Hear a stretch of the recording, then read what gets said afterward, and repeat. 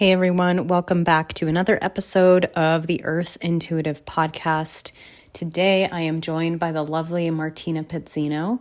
She is a motherhood expert. She's a certified nutrition consultant and holistic health coach.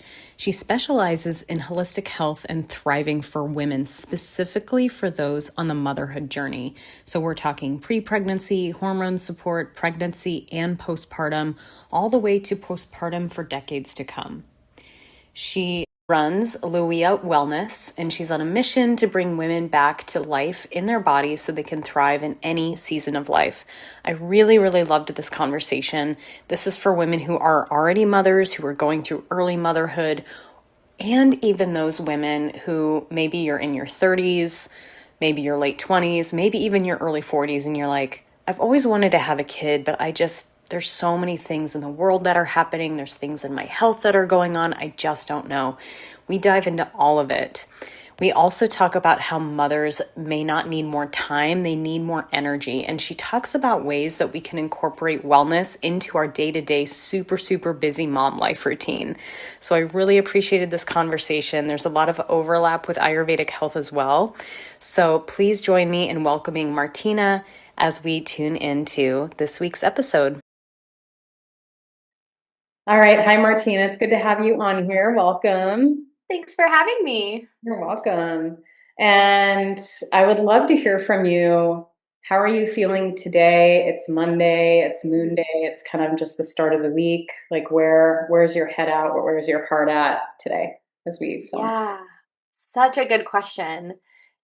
Today I'm on day 9 of my cycle, and I'm feeling pretty like light and energized, but also very just sort of content all day. I've just felt kind of like in flow, content with what I'm doing. It's been kind of lovely. And I'm coming into this conversation feeling, yeah, really just like light and grounded and here.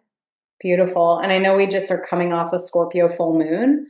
I Yeah. definitely felt that. I don't know if you felt that. It felt pretty powerful. Um, Woo! yeah. How are you feeling after that? Yeah, I'm a Scorpio sun, Oh, and this wow. one Okay. this one was loud for me. Yeah. This was really loud. Yeah. I really, over the weekend started feeling the energy really shift, but through all of last week just continued just like old mental stories coming up real loud. Like, I thought we dealt with this. Why are we back here? Yeah. And just like physically exhausted, like could not get enough sleep. Even at this high energy time in my cycle, all of last week, I just felt like I was in it. And then over the weekend, I did a lovely Beltane ceremony. I was outside a lot. I just like started to feel a little more grounded. And then yesterday and today, I've just felt like, whew, we've arrived. We're here. We like did the shedding. We let that shit go. We're here now. Oh my gosh. I love that. I feel the same as you. I also had like limited sleep and it just felt like a lot. I feel like yesterday and today I've been feeling a little more tired, but in a good way, just sort of like resting and integrating everything that happened. Scorpio is powerful. It's the It alchemist was a big one. year. And yeah, very cool that it's your sun sign. It was a big one. Yeah. So speaking of like being kept up at night and just feeling the energy of the moon, like this is such a huge theme for highly sensitive women or those who just identify as empaths or highly intuitive. And I really wanted to speak today about motherhood and being highly sensitive.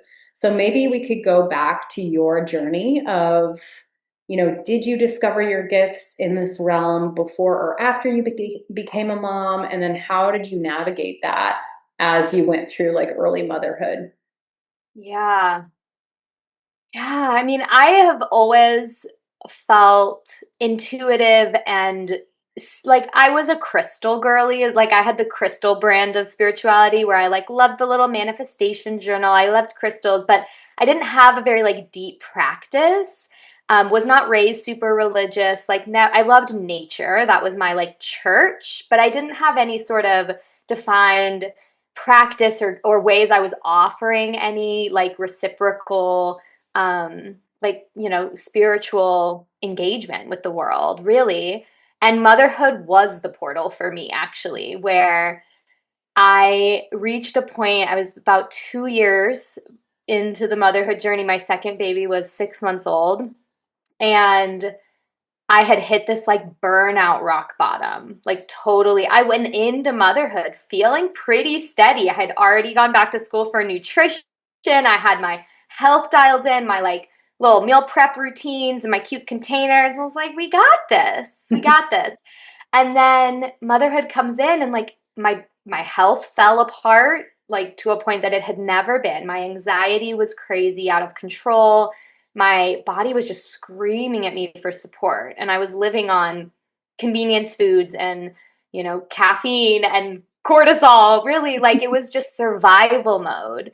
And so I reached this point about 2 years in where I realized like I have not felt my soul in 2 years. Like I don't feel like myself. I don't feel connected to myself. And this was my first, I would say, structured, like ceremonial experience. I sat down in a moon ceremony held online by this divine feminine priestess school and just sat in ceremony. It was the first time I'd done anything like that. And I just like came alive. I remember sitting there in my basement at my altar space right back here, and my whole body just flooding with this like buzzy energy, which for a postpartum mom is like a miracle. And I just had this sense of like, oh, I've done this before. Oh, like I've done this before. Like this is it. And what's wild is that was the gateway then into taking care of myself in a different way. Was actually carving out this time to be in ceremony, to be in my intuitive gifts, to be in like the magic and the energy of it all, to hear my soul really talk to me and guide me forward. And that was a huge turning point for me. Hmm. Wow, I love that. Like your whole body just lit up. You're like, I've Yeah. been here before, I've done this before. Do you think that it had to do with like the other women in the room? Do you think it had to do with what you guys were doing? Was it just the whole experience together that you hadn't experienced before? Like, what was it about that really helped you feel at home and alive? Yeah, such a good question.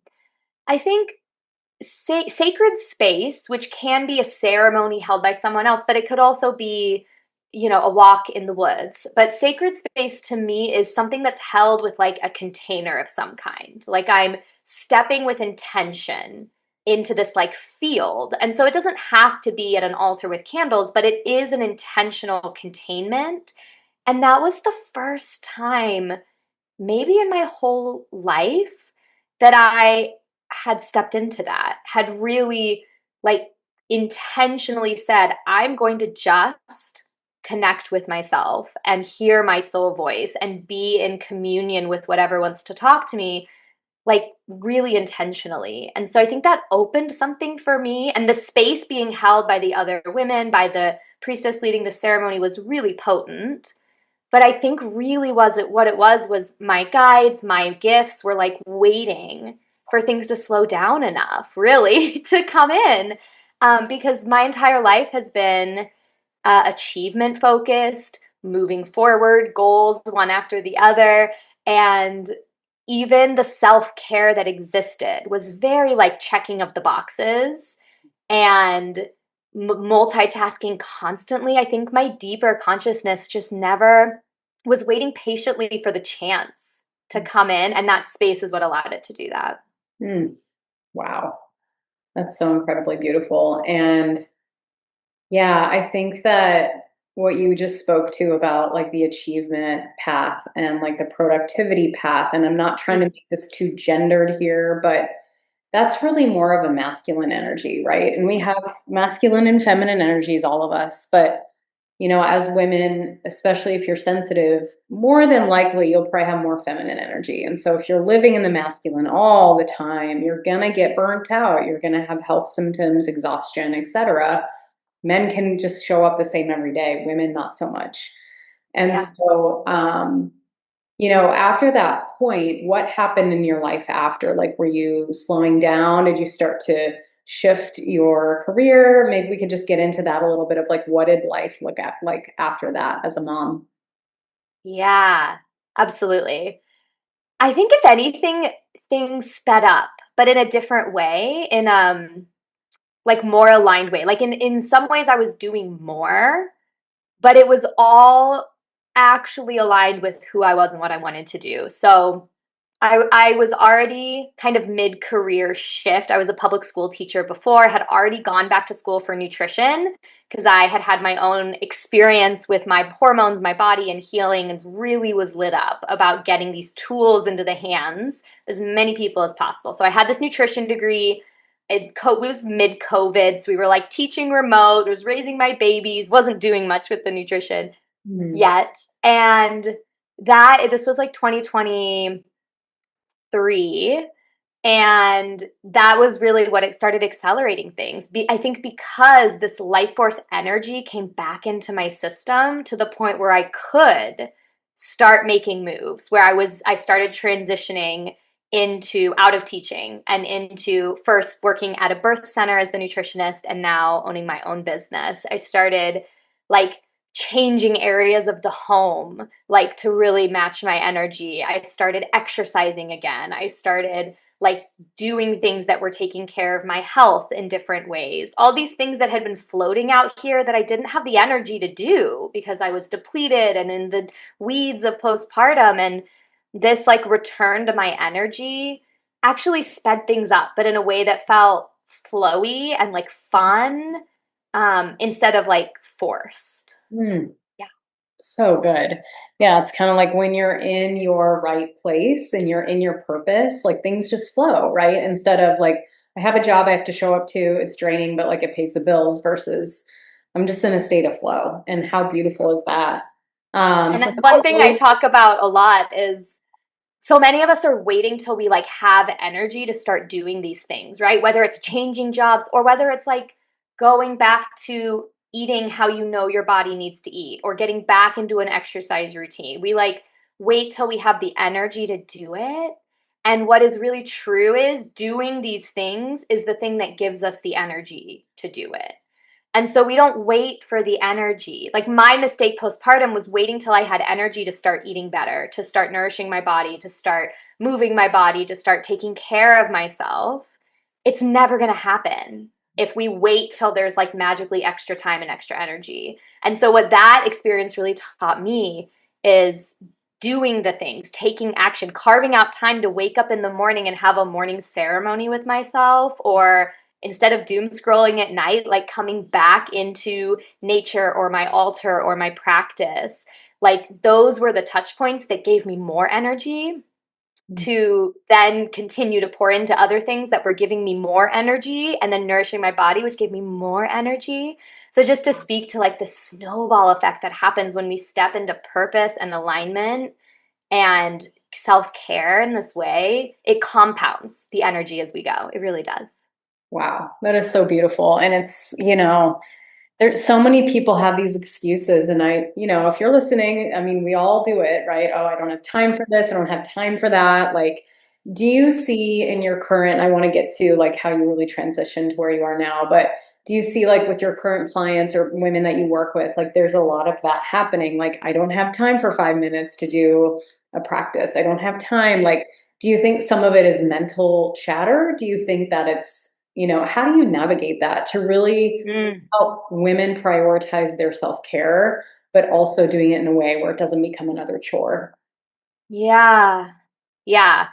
I mean, I think moms know this better than anybody. And I think there are always the ego is so good at keeping us where we are, right? So there's always stories that come up about why that's going to be too hard and why like our subconscious is sort of trying to push us onto our path, and our ego is always like, this is familiar. And that plays out in our health and our self-care for sure. But moms know better than anyone. Like there actually is no time. Like when we say we don't have time, it's not always just a limiting belief that we just need to work through in here. It's like, no, literally, I don't have 5 minutes to myself. Like that is the actual truth of my day.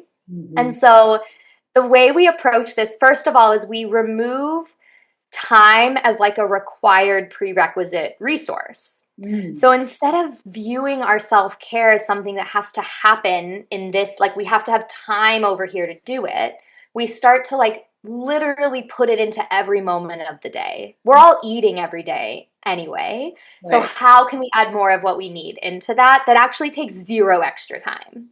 We're all like, spending, I always have us go into our phone apps and look at like how much time we're spending on screens. And then can we take a fifth of that and put it over here to this? So some of it is removing the story that we need more time to begin with, because some things truly can be woven into your day. I actually think having more energy is more important than having more time. When we have more energy, we can use the time we have with so much more intention. And that's not like a toxic productivity, like you always have to be doing something, but it's like we're intentionally choosing what is the highest aligned thing to do for myself in this time. Sometimes it's rest, sometimes it's nourishment, sometimes it's movement, sometimes it's connection. But when we have no energy, that choice is like made for us. So Mhm. those are some things that we play with there. And I think like the other thing I would just weave in is the word that you brought up, which is prioritize, right? For a lot of us, it's not that there is no time, it's that we're prioritizing having a clean home over our self care and wellness, or we're prioritizing this certain expectation of what motherhood should look like over our self care and wellness. So we're signing up for the PTA, or we're saying yes to this project at work, or we're like doing this stuff that may feel important, but we're actually with our actions saying that's more important than my health. And so part of the work we do is coming back into the truth that our body is the vessel for everything. And so if it means dishes stay in the sink another night, so what? Like our body is the vessel for everything. And we really play with this rule of energy first, which means if our being, our vessel, our body isn't nourished, if our nervous system is shot, if we have a need that's not being met, that comes first before we keep going through the to-do list. Because if we wait for the to-do list to be done to start pouring into ourselves, it literally never happens. But most of us are not putting our self care, our nourishment, our health on the to do list. We're just waiting for the time to open up. So it's a matter of shifting expectations. Can we just weave it into the day? Shifting what resource do we actually need? And it's actually energy, not time. And then really coming back into if we say we value our health, how can we start realigning our actions to reflect that? Because society is not going to make it easy for us. And we actually have to like be a bit radical and say, actually, this is more important. And we're going to shift our priority levels around it. Wow. I absolutely love that reframe from I need more time to I need more energy. I've never heard anyone say it like that. And I'm like, that's it. That's it right there, It's because amazing what we can get done wow, in a day when we're yeah, resourced, yeah, truly resourced, not pushing and forcing, but like actually resourced. yeah. And so when you were talking about weaving in things throughout the day, like with food or whatever, can you give some like tangible examples for Yeah. people who are listening, like whether they have like an infant or a baby or toddler or whatever it is, like what does that look like? What have you done or what have you recommended to women to do? Oh my gosh. Yeah, there's so many. So I call these drops in the bucket. So my clients and we talk about we have this bucket of like energy resourcing. When the bucket's full, we are like thriving, right? Mhm. Most of us don't have the resources to make our bucket full. And so we look at it and we're like, fuck it. Like I can't, there's no point, right? I can't get it full. I don't have what it takes. So instead of that, we focus on what's one drop we can throw in the bucket because over time that actually does shift things. So, for example, I have all my clients start their day with hydration. Our cells are these little energy powerhouses. And when we are dehydrated, which most of us are, we really struggle to create the electrical energy we need to really thrive in our lives. So we start the day with water and you're like grabbing your water bottle. What we do is we put a quarter teaspoon of sea salt, which is high in natural minerals and like revitalizing compounds for our cells, some sea salt in the water, and a squeeze of lemon juice, which is also adding some antioxidants. So now we have this hydrating beverage. It added maybe 20 seconds to you grabbing your water, and you sip on that before you do coffee, before you do anything else. This is activating your digestive enzymes, it's hydrating our cells. You feel a shift in energy. So we start the day like that. And then maybe you're feeding your kids breakfast, you're like trying to get out the door. We add some music into the environment so we can all ground our nervous systems back down. We either bring joy, we bring energy, or we bring like calm for Mhm. everyone involved. This really shifts the nervous system state. Mm.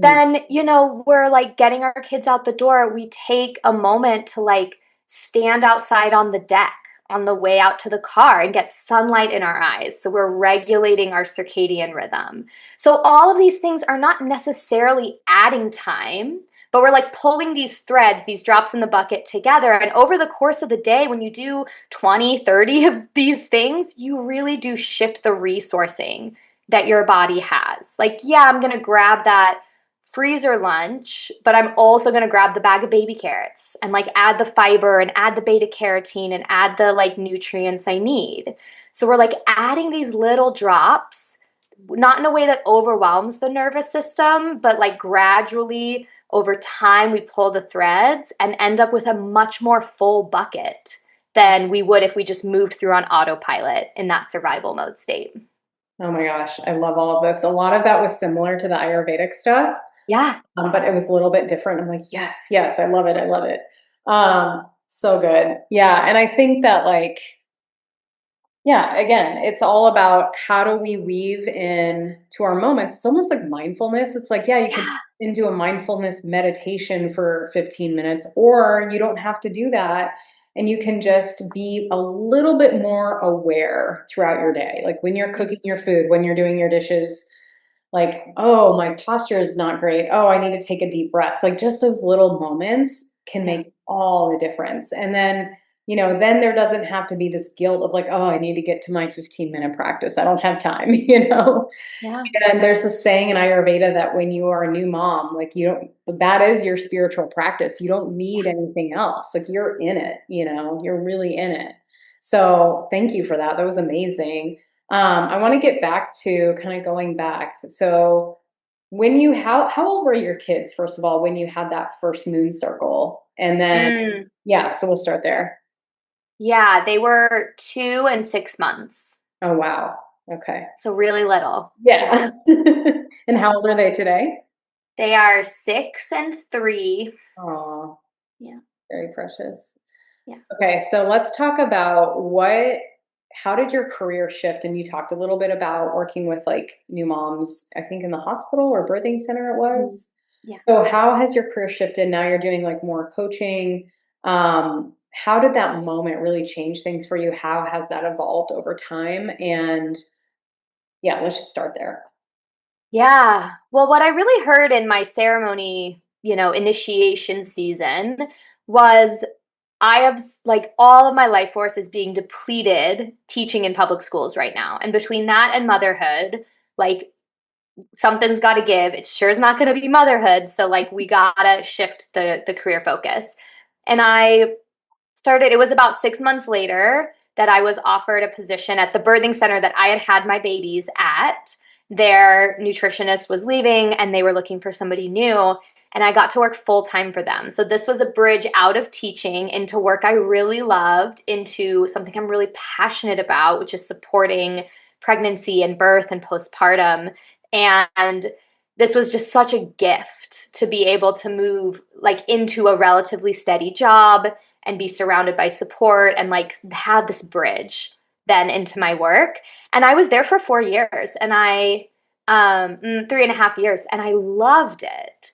But what I saw over and over again was I'd have these nutrition sessions with these pregnant moms, and these first time moms are coming in hot. They're like, give me everything, right? Like, I want like to have the perfect baby. I'll eat all the kale. Like, tell me all the things. Um, and they were like doing it, like I give them a focus and then they come back next week and they're like done, and then these moms would come in with these like toddlers on their legs and like third pregnancy, and they cared just as deeply. But there was a disconnect between the desire and then the action, between like the knowing and the doing. Yeah. And these moms, I remember feeling like I was up to the edge of my skill set because I was like, I'm telling them what to do and they don't have help. They're too tired. They're too busy. Like, it's all the things. And once they entered motherhood, it felt like there was no space left for them to actually pour into themselves. Even during pregnancy, when it was like a kind of a matter of like life and death here, and like it still felt like it couldn't be prioritized. So I started getting really curious about this. And what I landed on was there was a huge nervous system component that was not being addressed. And in my nutrition training was never addressed, right? We learned like supporting clinical depression, but never about like actual nervous system support outside of what's on your plate. And we all know health is not just what's on your plate. So this was a huge piece of like these moms coming in who were in the trenches with their kids, trying to take care of themselves, did not have the nervous system capacity to do anything. It was too expensive to make changes for their system. They were in full survival mode. And what I really felt in this clinical setting was I felt limited in my 20-minute sessions of what I could really offer them, the tools I knew that they needed. And let's see, was it 2024? Yeah, about a year and a half ago, 2 years ago, I left the birth center and started Luia Wellness and have been doing that ever since and was just really feeling at that moment like, again, this came out of my ceremony work, was like really hearing this call of like, it's time, you're ready, this needs to go in a different direction. Feeling like of all the seasons of a woman's life, pregnancy is a season where we actually get some of the most attention and support, especially in the medical system, right? We're getting like monthly, weekly appointments, touch points. Like we get tons of resources and information, rightly so. It's a very important, threshold moment. And I was feeling really called to tend to the caretakers who were now living it out and no longer getting that support. But after pregnancy, their bodies were depleted. Our hormones were shot, our thyroids were under functioning. We just straight up weren't eating enough because nobody taught us how to mother and take care of ourselves. And that's really what Luia Wellness is built around. I still love supporting fertility and hormones and then pregnancy, and I still do a fair amount of that. But most of my programs and work is centered around the mother, this archetype of, and whether you have like actual children or whether you're a woman in this society who is caretaking and tending to anyone or anything, that is this archetype we're in, right? Where we are nurturing those around us, which is such a sacred and important role. And yet we can look back at all of time and see the mother needs tending in order to do that. And this martyrdom is it's really just a result of this patriarchal system we live in now that tells us our needs are less important and it's all about them and your time will come later. And I call bullshit. I think it's possible to thrive and it's actually crucial to thrive while we're doing this tending work. And so Luia Wellness now is just such a beautiful blend of, nutrition, functional nutrition to get your cells working, your hormones thriving, your gut like alive and fired up so it can really charge your whole life, and the nervous system and the like sacred practices, daily rhythms that are keeping you tethered to yourself and your needs and your energy, specifically inside of motherhood.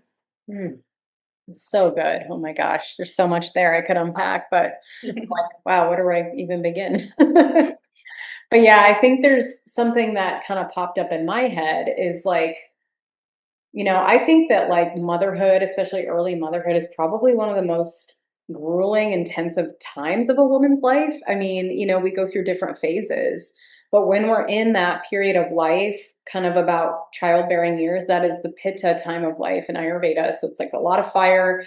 But then when you're postpartum and something leaves your body, you're in vata. So it's a lot of excess air, depletion, like you were talking about, dryness, like anxiety, insomnia, like not eating enough, like all of this stuff. And so, what's one of the ways, I guess, or if you have, they could be either specific tools, they could be ways of mindset, ways to help support women who are newly postpartum. How do you support them through that process, especially around their nervous system and their health, and especially if they're sensitive too, that just adds another layer. So like, what are some things you could kind of dive into there of someone who's like exiting that place of pregnancy into early motherhood? Like, what are some of those top supporters? Yeah. I think that postpartum is forever. And Mhm. there is this window of like 3 to 12 months. It really depends on the baby and the birth and the person, where we are just in this I kind of consider it an extended like luteal phase or an extended like autumn or like this void of like we're shedding, we're resetting, we're like recalibrating, and it's the huge slowdown in a lot of ways. But for intuitive or highly sensitive women, it's also adding an incredible amount of demands on our energy, stimulation, noise, to-dos, like things in our brain. Like the demands on our system is just it's huge. So, we always hear the traditional advice where we're like resting as much as possible, like stay in bed, and I think that's really important. I also love to work with people one-on-one around this season because it's so particular to what kind of support you have. Like not everyone can rest in bed, Yeah. or how old are your kids and what are their needs, and there's so many factors. How was your birth, right? Different births require different recovery, but a few postpartum supports I think are important for everyone. I would encourage anyone who is pregnant or newly postpartum to get really clear for themselves about what I call the nourishment non-negotiables. Mm. And most of us have an instinct about what this is for us. It's like the 3 to 5 things that you do for your body, for yourself, that are like worth being inconvenient for. That are like, even if I'm traveling, I'm like packing that. Or even if my kids are sick, I'm like making that happen, right? For some people, it's like sleep. For some people, it is eating breakfast. For some people, it is the specific supplement. For some people, it's like meditation practice. It's different for everyone. Yeah. But getting clear, even if you just had 3 things. For me, postpartum, these 3 things were time in nature, like protein at breakfast, and hydration, Mm. water and electrolytes. Like I know those 3 things. If those 3 things are in place, if I have a solid breakfast, if I have time in nature every day, and if I'm well hydrated, I can actually survive on pretty little sleep and be okay for a short time. I can like snack my way through the rest of the day. Even if it's not ideal, I can like be okay, right? But like getting clear on your foundation and then communicating that to your partner, to your support people, and saying, I need your help to protect this. If your thing is sleep, that is so good to know going in. So that now you and your partner make a plan for you to get sleep during the day, for you to get support at night, whatever that looks like, right? If your thing is like time alone to meditate, then like we were just going to communicate about that. So I think having just those few things that are your foundation is a real game changer. For most postpartum women, it comes down to like, are we eating enough, period? Especially if you're breastfeeding, your nutrient needs have gone up since pregnancy. Yeah. And most of us are way under eating, which leaves us even more tired than we need to be, right? Postpartum.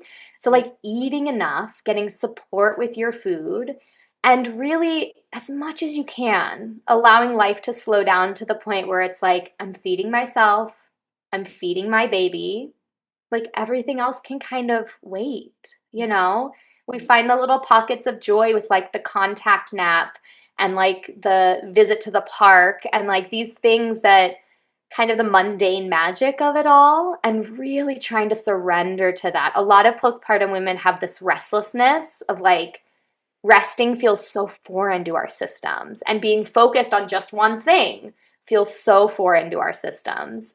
And not everyone has to love postpartum. Some of us are just like so excited to get back to work, to get back to feeling strong. That's amazing.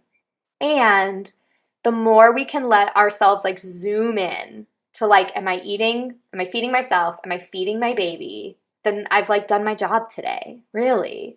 And some days that's all we get done. And the extra pressure to do more is actually prolonging that vata, like the air, the rest, the insomnia, the stress, the like we got to ground back into the body. And those non-negotiables are a great place to start.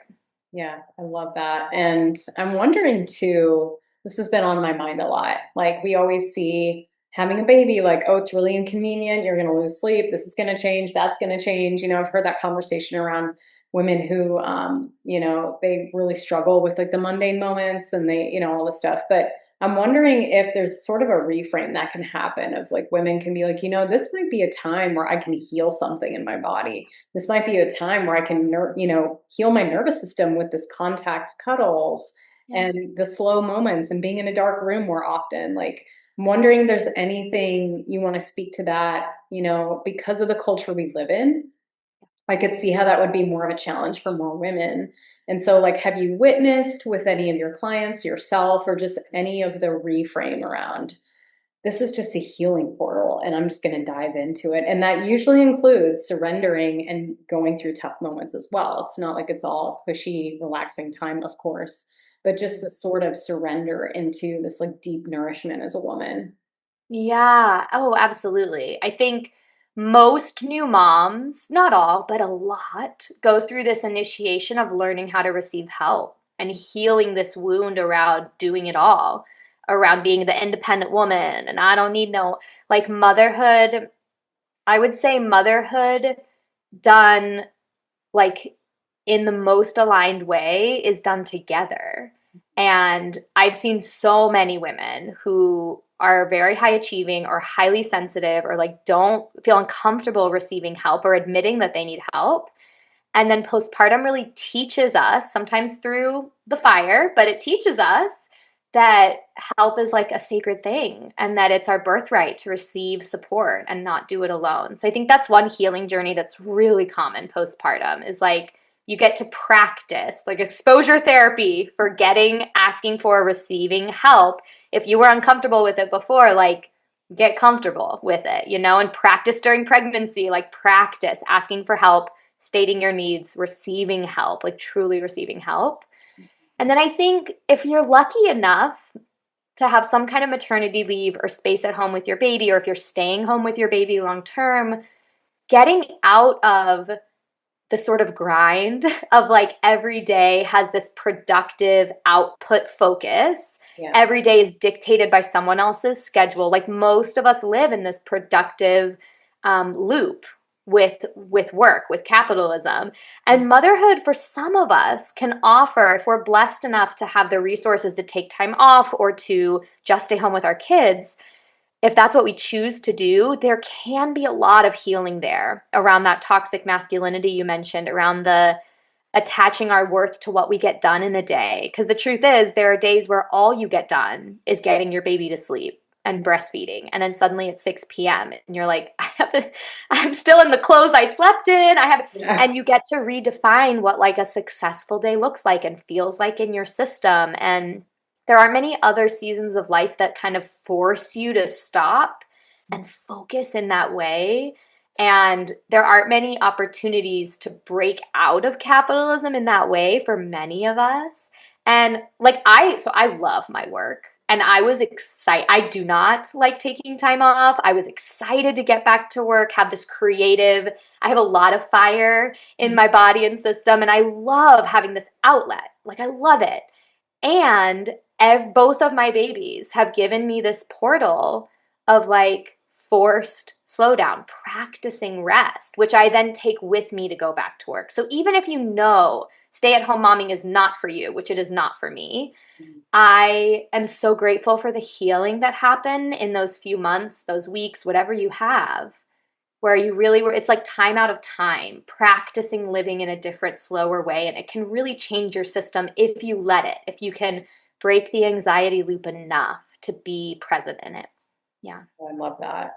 I love the conversation around like time is going to be a little different, right? Oh, yeah. It's like you're in a little bubble, a vortex, and it's like just going back to what you said earlier about focusing on your energy levels or what's the vibe of the day. And I think when you really slow down to that surrender, especially in a really feminine energy, when we learn how to really surrender and rest and nourish ourselves, at least in my experience, that's when more creativity and ideas come through, because I'm not trying so hard. It's just flowing. It's like, okay, I'm supposed to be resting. And then in that half asleep state or in the meditative state or whatever it is, like stuff just comes through. And I've heard from a lot of women that, like, not everybody, obviously, but that when they are going through pregnancy or anything, they might launch a new book or a business or an idea because there's this, it's like your brain is somewhere different. It's You're like, in that energy. yeah, Yeah. exactly. And just And you know, reframing that.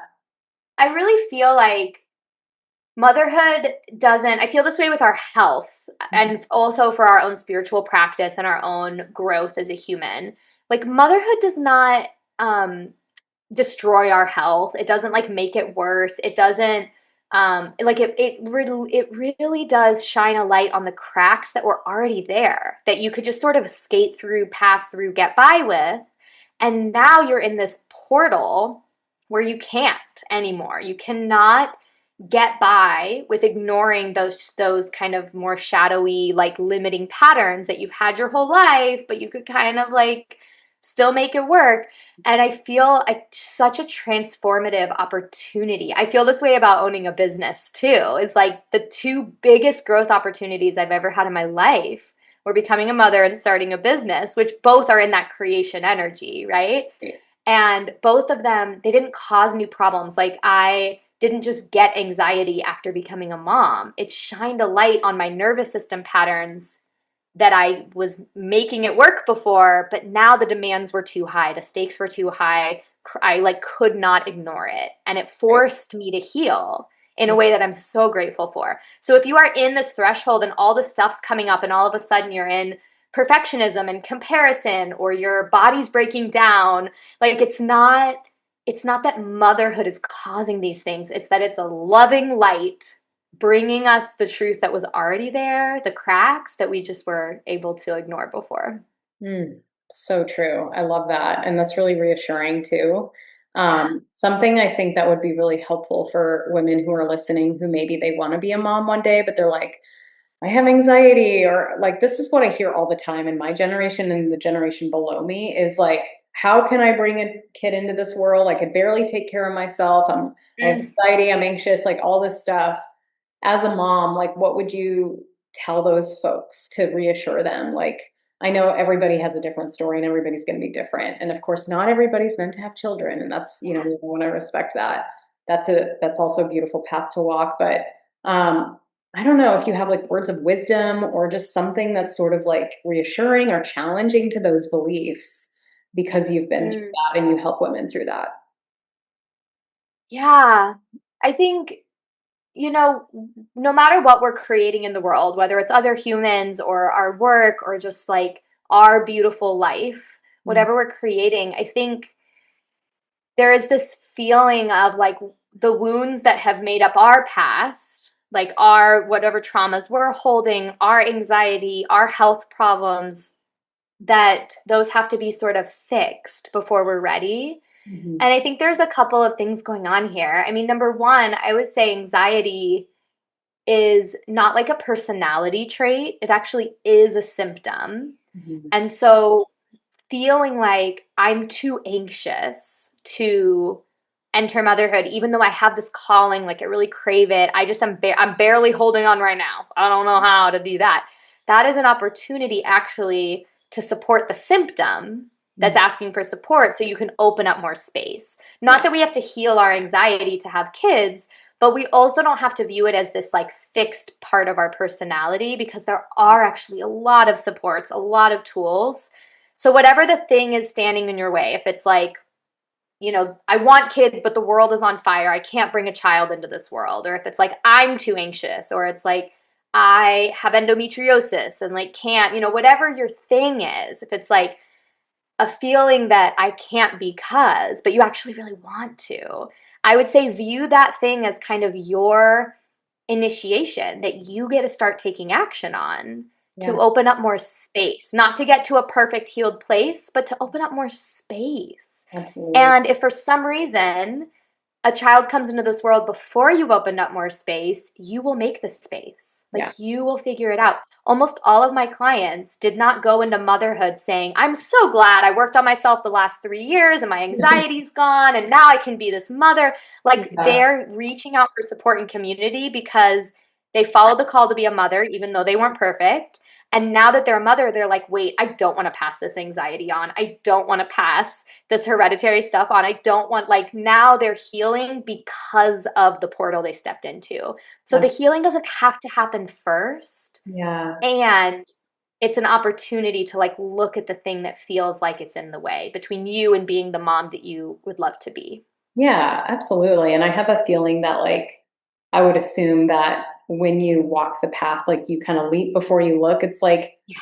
the bridge will be laid as you walk forward, and it's supposed to be this way. And like the healing is coming as you're going through it. It doesn't Yeah. happen first perfectly. And then, it's just like maybe for some people, but I think for the majority of people, you just kind of have to decide and just go for it. Because if you Yeah. overthink it, we can always talk ourselves out of anything, Yeah. and then you're up here about it and you're not really just doing it. So Yeah. that's so helpful. Thank you. Is there anything you want to add? I feel like we talked about so much amazing, juicy stuff just around phases of motherhood, being highly sensitive as a mom, what can shift, just anything else that's bubbling up for you that you want to share Mm. on that.